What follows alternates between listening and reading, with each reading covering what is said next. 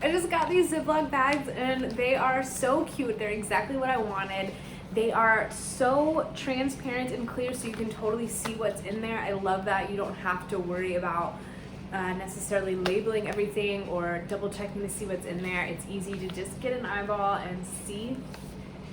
There's 4 different sizes. I think there's 32 in total in here, and so you can see like they're really cute, like different colors. They all look like the little mason jars. They're super adorable.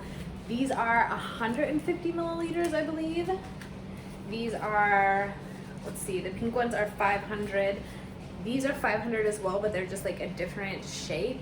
And then the blue ones are 1,000 milliliters, so they really hold a lot. I like that they have different shapes, different options for whatever you need to store. They fit really well in kind of awkward spaces, so they can fit in those little nooks and crannies in your freezer, in your pantry, or just like your bag when you're on the go and you want to take some snacks with you. They are waterproof. The Ziplock is airtight, and you can tell like it's a good one. I'm excited about these bags. I think they're super cute, and I know that I'm going to use them for everything around the house and, you know, kids snacks, my snacks, lunch boxes, all that kind of stuff when I'm on the go too.